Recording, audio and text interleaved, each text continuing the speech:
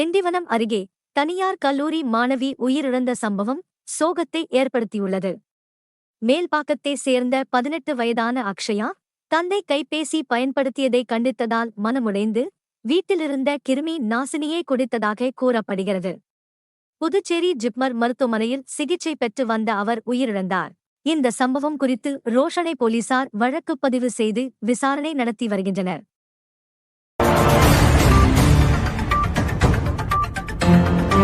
விழுப்புரம் மாவட்டம் திருவெண்ணைநல்லூர் அருகே 400 கிலோ குட்கா பறிமுதல் செய்யப்பட்ட சம்பவம் பரபரப்பை ஏற்படுத்தியுள்ளது.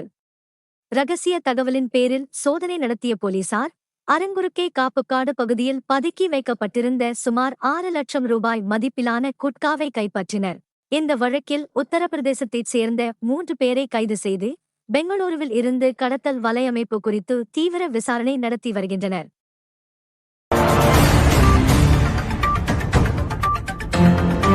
செஞ்சி அருகே வல்லம் ஊராட்சி மருதேரி கிராமத்தில் குரங்கு தாக்குதலால் 8ஆம் வகுப்பு மாணவியின் காது கிழிந்த சம்பவம் அதிர்ச்சியை ஏற்படுத்தியுள்ளது.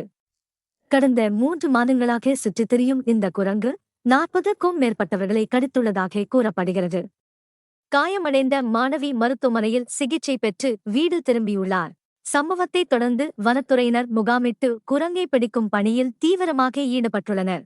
தேவைப்பட்டால் வண்டலூரிலிருந்து மருத்துவர் குழுவை வரவழைத்து மயக்க ஊசி மூலம் பிடிக்கவும் நடவடிக்கை எடுக்கப்பட்டுள்ளதாக அதிகாரிகள் தெரிவித்துள்ளனர்.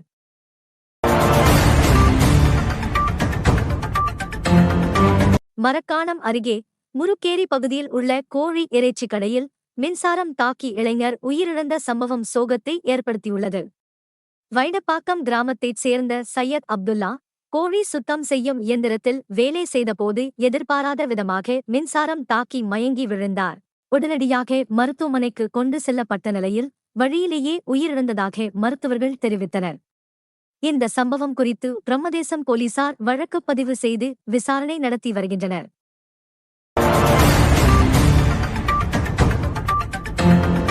வானூர் அருகே 2 இடங்களில் அனுமதியின்றி பதுக்கி வைக்கப்பட்டிருந்த வெடிமருந்துகளை போலீசார் பறிமுதல் செய்தனர்.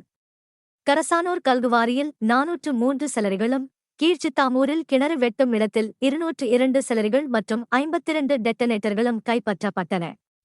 இந்த சம்பவங்களில் தொடர்புடைய 3 பேர் மீது வழக்குப் பதிவு செய்யப்பட்டுள்ள நிலையில் வெடிமருந்துகள் எதற்காக அனுமதியின்றி பயன்படுத்தப்பட்டன என்பது குறித்து போலீசார் தீவிர விசாரணை நடத்தி வருகின்றனர்.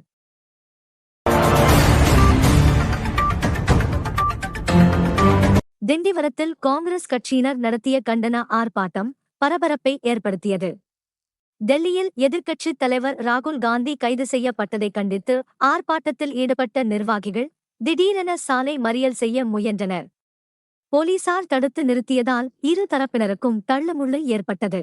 இதையடுத்து மறியலில் ஈடுபட முயன்ற காங்கிரஸ் நிர்வாகிகளை போலீசார் அப்புறப்படுத்தினர்.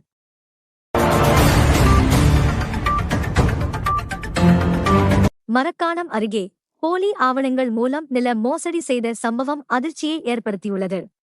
விஏஓவின் கையெழுத்து மற்றும் அலுவலக முத்திரையை போலியாக பயன்படுத்தி அடங்கல் தயாரித்து விவசாய நிலத்தை பத்திரப்பதிவு செய்ததாக குற்றச்சாட்டு எழுந்துள்ளது. புகாரின் பேரில் போலீசார் வழக்குப் பதிவு செய்து முருகன் என்பவரை கைது செய்துள்ளனர். இந்த வழக்கில் மேலும் விசாரணை நடைபெற்று வருகிறது.